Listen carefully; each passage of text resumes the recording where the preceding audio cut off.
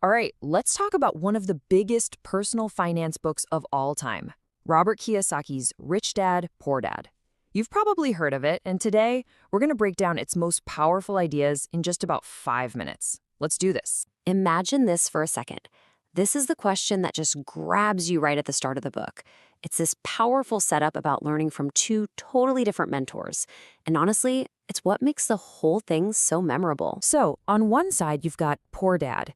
This was Kiyosaki's actual father, a smart, highly educated man with a stable government job. He followed the traditional path: study hard, get good grades, and land a secure job for life. But then you have Rich Dad, his best friend's father. He was an entrepreneur who believed that real wealth doesn't come from your paycheck. Nope, it comes from building systems that make money for you. And that right there, that fundamental clash of ideas, is the first major lesson. This isn't just about how you handle your bank account, it's about your whole philosophy on work, risk, and what you want out of life. Now, here's a huge point the book makes. It says our schools are basically set up to create good employees, not savvy owners or investors. We learn all the skills we need to earn a salary, but we're left in the dark about the language of money itself. You know, how to actually manage it, grow it, and use it to build freedom. Okay, let's get to the most famous concept from the entire book. Seriously, if you take only one thing away from this explainer, make it this. It's the incredibly simple, yet totally game-changing difference between an asset and a liability. An asset is just something that puts money in your pocket. That's it. Think of it like a little money-making machine you own that just keeps working for you, generating cash flow day in and day out. And a liability?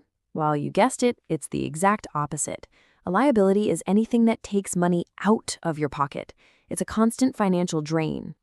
Now, the definition is simple, right? But applying it is where everything changes. And here's where that simple idea gets really interesting. Assets are things like rental properties, stocks, or a business you own, things that generate income. But look at that liabilities column. You see the usual suspects: car loans, credit card debt. But then there's the one that always makes people's heads spin: the mortgage on the house you live in.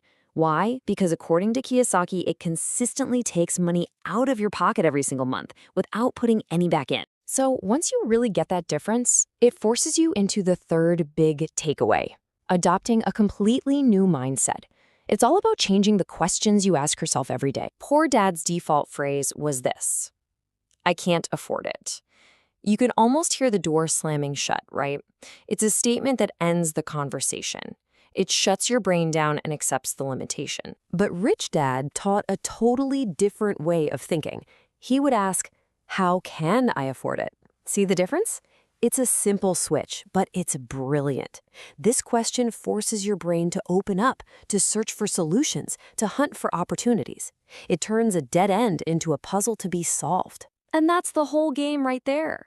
It's the shift from passively accepting your limits to actively looking for solutions. This proactive, problem-solving mindset is what truly separates people who build wealth from those who just don't. Now, this book has been a phenomenon for decades, but let's be real, it's not without its critics. So for the sake of a balanced view, let's dig into both the good and the bad. So why do people love it? Well, its power is its simplicity. The stories make these big ideas feel really easy to grasp, especially if you're a total beginner. It's an amazing mindset shifter, and it gets a ton of credit for motivating millions of people to finally take action and get serious about their finances. On the flip side, though, the critics have some valid points. The advice can be super vague. It's more what than how. Some say it dangerously oversimplifies very complex financial topics and really downplays the huge risks that come with investing and starting a business. And of course, there's the long-running debate about whether Rich Dad was even a real person. Okay, so with all that in mind, how do you actually use this stuff? Let's boil down the book's philosophy into 5 practical first steps you can actually take starting today. First step, track your cash flow. You have to know what's coming in and what's going out. You can't fix what you don't measure. Second, make it your mission to buy assets, not liabilities. Third, get obsessed with your own financial education. Learn about investing, accounting, markets, whatever you can. Fourth, you gotta take calculated risks. You learn by doing, so start small. And finally, number 5, and this one is huge. Avoid lifestyle inflation. As you earn more money, invest it. Don't just spend more. So, here's the bottom line. Rich Dad, Poor Dad isn't a technical manual. It's not a step-by-step guide. Its real, lasting value is as a wake-up call. It's meant to shatter your old ideas about money and get you excited to start a brand new financial journey. And that leads us to the final, most important question, the one that's really for you.